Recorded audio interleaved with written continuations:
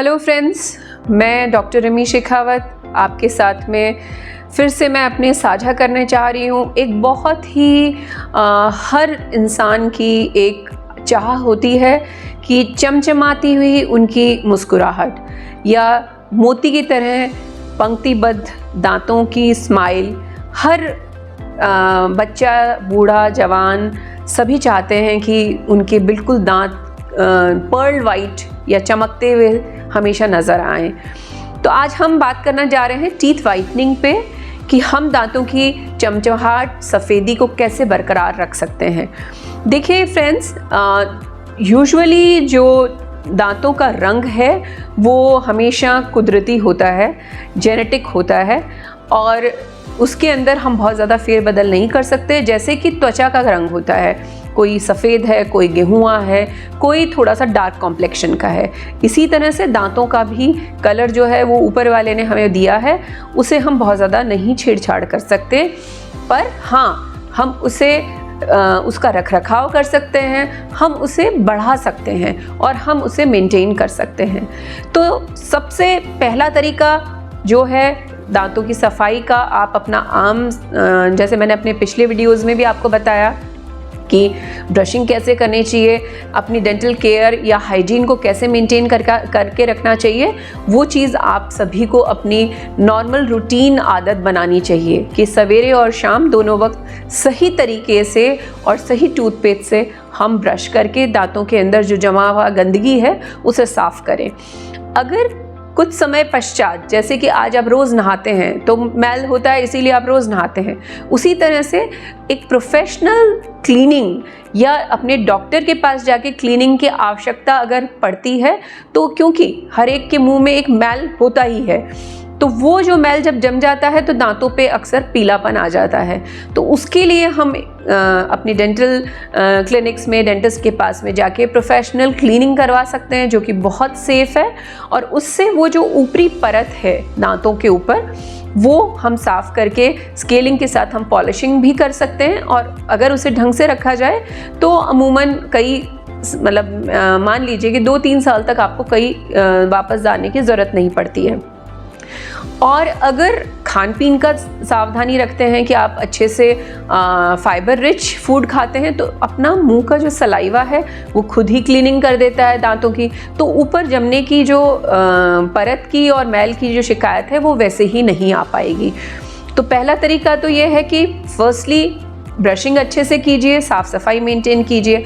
दूसरा, अगर पीलापन आ भी जाता है, वो अक्सर जैसे आप चाय, कॉफ़ी या जो वाइन लेते हैं या जो कोला या कोल्ड ड्रिंक्स ज़्यादा लेते हैं, उनके दांतों पे एक स्टेनिंग आ जाती है, उसके लिए हमें प्रोफेशनल क्लीनिंग की आवश्यकता पड़ती है। दूसरी वजह, कई बार ऐसा होता है कि बचपन में जब अपना नए दांत की बड्स बन रही होती है, उस वक्त में अगर अपने बॉडी के अंदर कोई डेफिशिएंसी आ जाती है तो दांतों के ऊपर का जो इनामल है वो कमज़ोर आता है और उसमें कई बार आपको देखने को मिलेगा कि अलग से चकत्ते से दिखाई देते हैं, चौकी इनेमल दिखता है, कई बार मॉटल्ड इनेमल होता है, यानी कि खुरदुरापन इनेमल के ऊपर दिखता है। उसमें आप चाहे कितनी भी अच्छे से सफाई करें या ब्रश करें या क्लीन कराएं, वो कभी भी कलर नहीं जाता है, वो कुदरती रूप से उसमें पीलापन रहता है। अगर ऐसी स्थिति है तो हमारे पास में इसके लिए कई सारे ऑप्शंस हैं। फ्लोरोसिस एक वजह है जिसमें दांत पीले अक्सर हो जाते हैं, इसमें भी ग्रेडिंग होती है फ्लोरोसिस की कि कितना पीलापन है। अगर बहुत हल्के धब्बे हैं तो उसको सही करने का अलग तरीका है, अगर गहरे हैं तो उसको करने का अलग तरीका है। इवन बचपन में अगर बहुत लंबे समय तक कोई दवाई दी जाए बच्चे को तो कई बार वो दवाई की वजह से भी स्टेन्स आ जाते हैं दांतों में, तो उसके लिए भी एक अलग प्रोसीजर होता है टू मेक देम वाइट।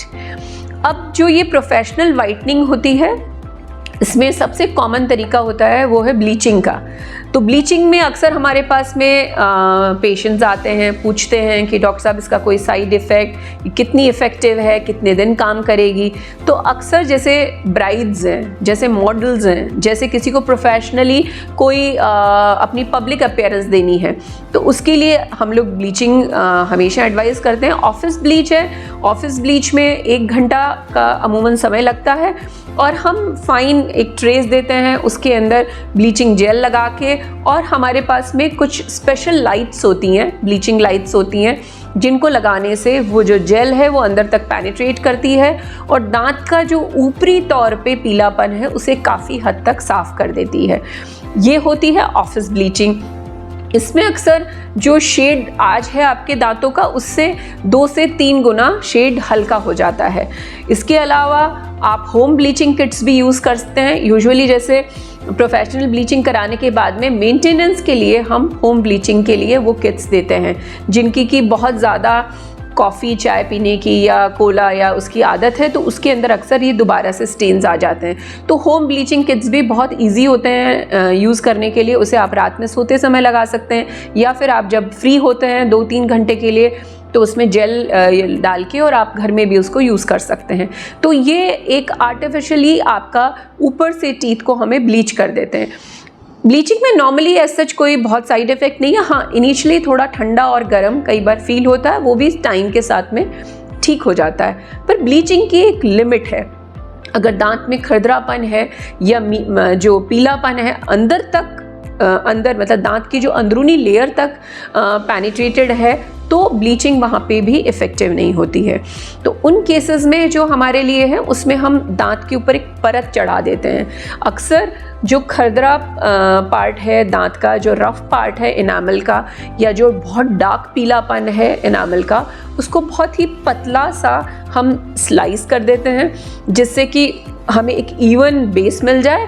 और उसके ऊपर 2 तरीके से हम लोग लेयरिंग करते हैं। एक तो होती है ऑफिस में तुरंत जो डायरेक्ट रेस्टोरेशन करते हैं, वो उसमें एक कॉम्पोजिट मटेरियल आता है जो बिल्कुल दांती के कलर का होता है, उसे उसी वक्त में उसको क्लीन करके और उसके ऊपर चढ़ा दी जाती है परत। ये तो होता है बहुत जल्दी आपको एक ट्रीटमेंट देने का। अगर आपके पास समय नहीं है, आपके पास बहुत जल्दी है, तो हम कई बार वो डायरेक्ट रेस्टोरेशन कॉम्पोजिट से आपके मतलब दांत का जो रफनेस है उसको ठीक करते हैं। उसमें बस एक ही थोड़ा सा साइड इफ़ेक्ट ये मान लीजिए, उसका नुकसान ये है कि वो बहुत लंबे समय तक नहीं चलता है और कई बार वो स्टेन ले लेता है, यानी कि वो कलर हल्का सा उसका चेंज हो जाता है। तो दूसरा इससे बेहतर उपचार क्या है, वो है सिरेमिक या लैमिनेट्स या विनियर्स लगाना। तो लैमिनेट्स और विनियर्स के अलग अलग आते हैं, वो मैंने आपको पिछले वीडियोस में शेयर भी किया है कि ज़िरकोनिया के होते हैं, ईमैक्स क्राउन्स होते हैं, विनियर्स होते हैं, जिनमें कि हम अगेन स्कैन करके या मोल्ड बना के अच्छी लैब में उसे भेजते हैं और आपके दांतों का जो एक्चुअल शेड है उससे मैच करके उन विनियर्स को फिक्स कर दिया जाता है दांत पे। इनका जो सबसे फ़ायदेमंद ये है कि एक तो ये बहुत ही कुदरती दिखते हैं, बहुत ही नेचुरल दिखते हैं। जैसा कि आपने अक्सर देखा होगा कि मिस इंडिया, मिस वर्ल्ड जो पेजेंट्स होते हैं, उसमें अगर हमें स्माइल मेकओवर करना होता है मॉडल का, तो यूजुअली ये तरीका हम लोग अपनाते हैं। और इसके अलावा इवन जो बहुत अच्छी सेलिब्रिटी हमारी हीरोइंस हैं, हीरो हैं, जिनकी की स्माइल को बहुत ही क्लोजली फोकस करके आपका पर्दे पे दिखाया जाता है, उनमें अक्सर हम लोग ये विनियर्स और लैमिनेट्स का इस्तेमाल करते हैं। सबसे अच्छी बात है ये कलर नहीं चेंज करते हैं और स्थायी इलाज है। कई बार एक्सीडेंटली अगर ये निकल भी जाते हैं, तो अगर आप अपने डेंटिस्ट के पास जाते हैं तो इसे दोबारा से उसको रीफिक्स कर दिया जाता है। तो ये आज मैंने आपको बहुत ही कॉमन तरीके जो वाइटनिंग के हैं वो मैंने आपके साथ साझा किए हैं। जो घरेलू तरीका है, अगर आप अपने हिसाब से उसके अपनी दांत की चमकार को बरकरार रखना चाहते हैं, तो उसके लिए बहुत छोटी छोटी चीज़ें हैं, जैसे फिटकरी है, सेंधा नमक है, इवन हल्का सरसों का तेल है, उसे एक पेस्ट बना के, जैसे स्पेशली अगर आपने कभी खाने पीने में ऐसी चीज़ ली जिसमें कलर्स ज़्यादा हैं, प्रिजर्वेटिव्स ज़्यादा हैं, जो कि दांतों को ज़्यादा स्टेन करते हैं, तो आप सप्ताह में 1 या 2 बार उसे भी यूज़ कर सकते हैं। ऑयल पुलिंग एक तरीका है जो मैंने आपके पीछे भी साझा किया, उसको करने से भी आपके दांतों के ऊपर से जो बैक्टीरियाज हैं वो हट जाएंगे, परत हट जाएगी। इसके अलावा वाइटनिंग पेस्ट्स भी मार्केट में अवेलेबल हैं, जिसमें कई तरह के हर्बल प्रोडक्ट्स होते हैं, उसको यूज़ करने से भी आपकी वाइटनिंग बरकरार रह सकती है। तो फ्रेंड्स, ये बहुत छोटी छोटी चीज़ें मैंने आपके साथ शेयर करी। दांतों की सफ़ेदी और वाइटनिंग हर किसी की चाहत है। इसको बनाए रखने के लिए हम आपके पास में हमेशा हाजिर हैं। जो भी आपको अगर लगता है तकलीफ़ है और उसकी वजह से आपका आत्मविश्वास कमज़ोर होता है क्योंकि आप खुल के मुस्कुरा नहीं पाते, तो ज़रूर हमारी सेवाएं लेने के लिए आप बिल्कुल स्वतंत्र हैं। Thank you so much dear friends. आपको अगर मेरा ये वीडियो अच्छा लगा, प्लीज़ सब्सक्राइब करिए और अंत तक देखिए। Thank you.